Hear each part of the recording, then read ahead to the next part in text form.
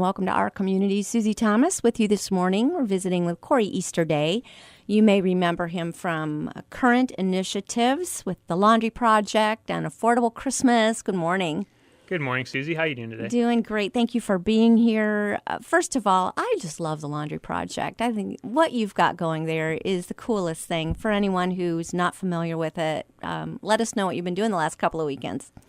Yeah, I appreciate the encouragement and appreciate you having me on, certainly. The Laundry Project is an initiative through the nonprofit I'm a part of called Current Initiatives. It's one of our initiatives that we'll be talking about today. And the basic goal of the Laundry Project is to meet a tangible need for families of just being able to wash clothes so that they're able to have clean clothes and clean linens and things like that. And we really view it as an opportunity to empower families and bring hope through that simple act of clean laundry.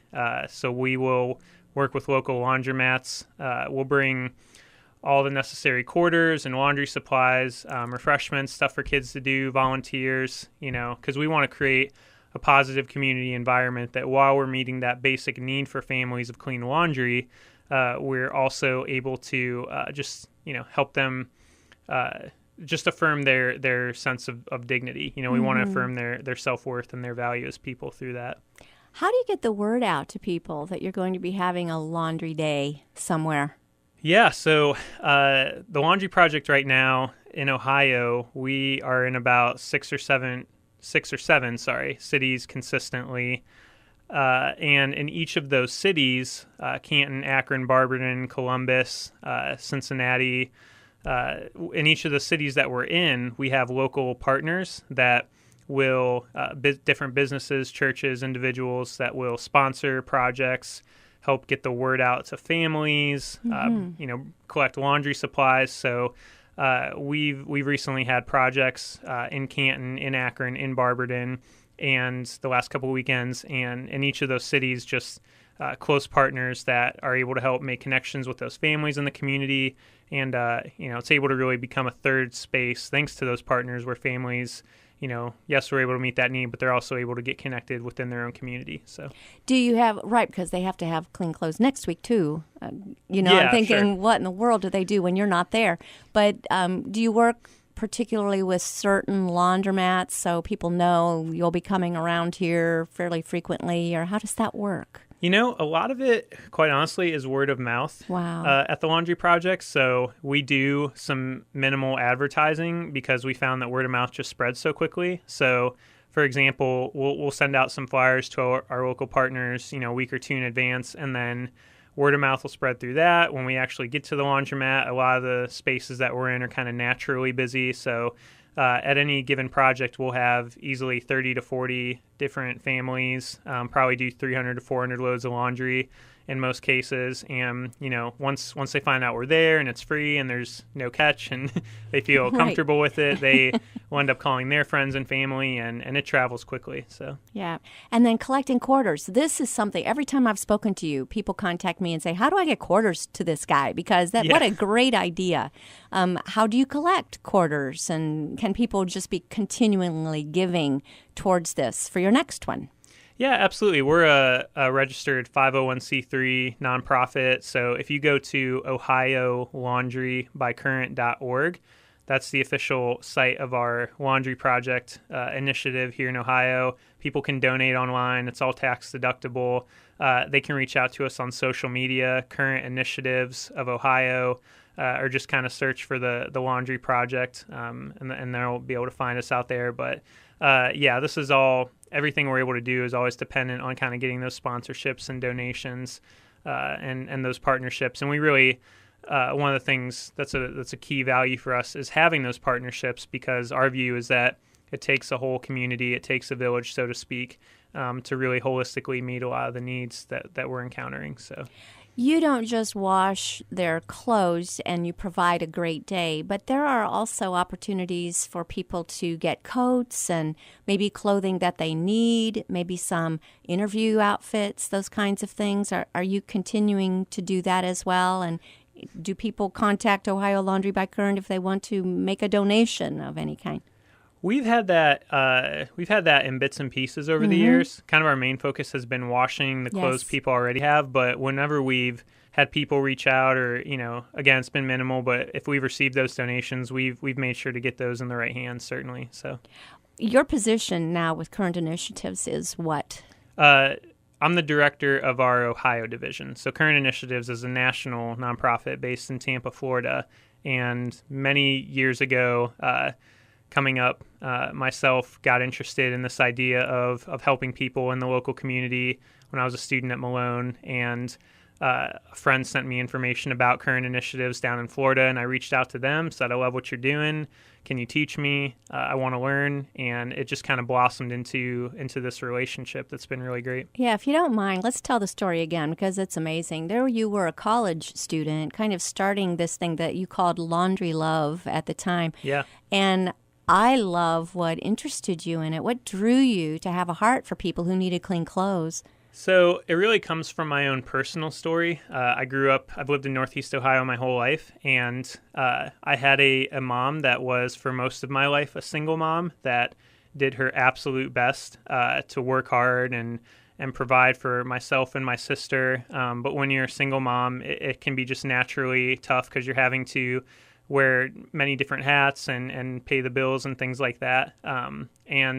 I can remember, us kind of going to laundromats as a kid, eventually we were able to afford a washer and dryer, but for a lot of time we were going to laundromats, and I can remember at certain points things just kind of being a struggle of no fault of anyone's, because we were doing our best, just having to go to soup kitchens and have different nonprofits in our area that helped us out.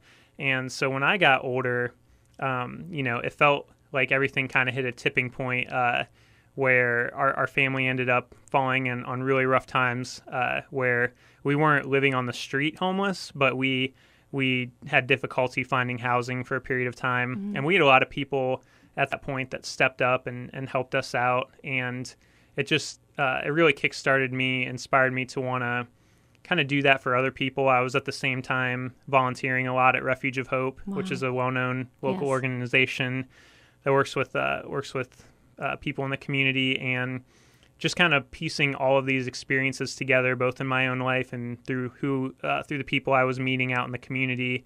Realized as a junior at Malone that I just wanted to do something, and so I started floating these unformed ideas out there to friends. Just, I want to collect quarters, I want to pay for laundry, whatever. And the more I put the vision out there, the less it became about me or kind of what I wanted to do, and it really just became a community effort. And it's really blossomed that way ever since, where I work hard to, I want to see this be successful, but any success we've had in just being able to help families promote that sense of hope or dignity or love has come from people in the community that have just latched onto this and said, we want to use this as a vehicle to get involved. So it's been inspiring and humbling in that way. Mm. And you're so mindful of the children, because that's not the way a kid wants to spend their afternoon, sitting around in a laundromat while, mom or dad are doing the laundry. So right, you've got fun things for them to do. Oh, absolutely, yeah. Let's talk about that. Coloring books, crayons. We have volunteers that, it's their specific job at a laundry project to hang out with kiddos. We call laundry projects organized chaos, because There's just dozens of people around, but we try and bring snacks, refreshments, all that stuff. So we want to be mindful of just creating a really positive atmosphere for the whole family. And are they learning at the same time? A little bit? Do they participate in some of the clothes washing? Yeah, sometimes? For sure. We have some great helpers. I mean, we every project we do, one of my biggest takeaways from doing the laundry project over the years was that I do not know everything, and that Jesus is, if we say he's Lord of all, that means he's Lord of every community we're in before we even set foot there. And so every community we've been a part of, the families that are there to do laundry, so many families just step up. They help kids get involved. They help carry clothes for other families. They help volunteer. We pass around name badges for volunteers. Just all sorts of ways. It's just finding those.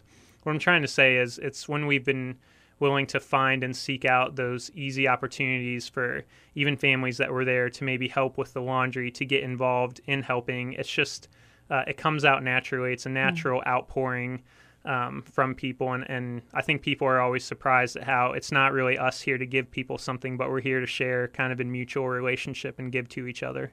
Something you just said, helping carrying laundry. That's hard to do, particularly when you're talking about an entire family, clothing for a whole family.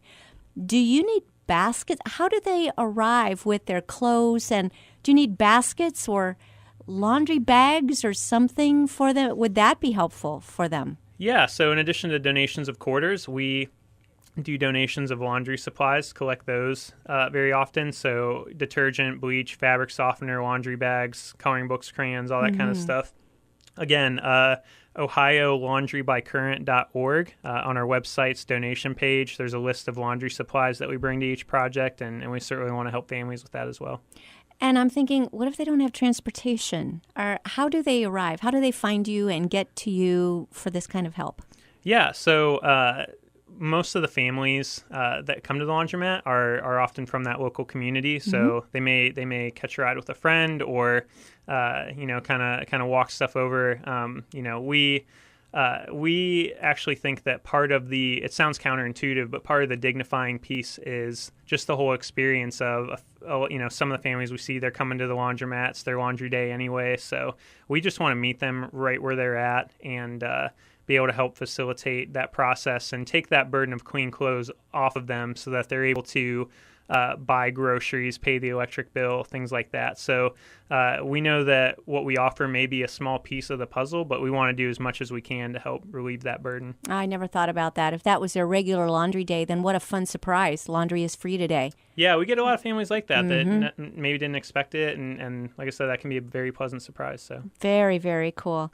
All right, you must hear some really nice stories from some of the people as you're working with them. Anything that you can share with us?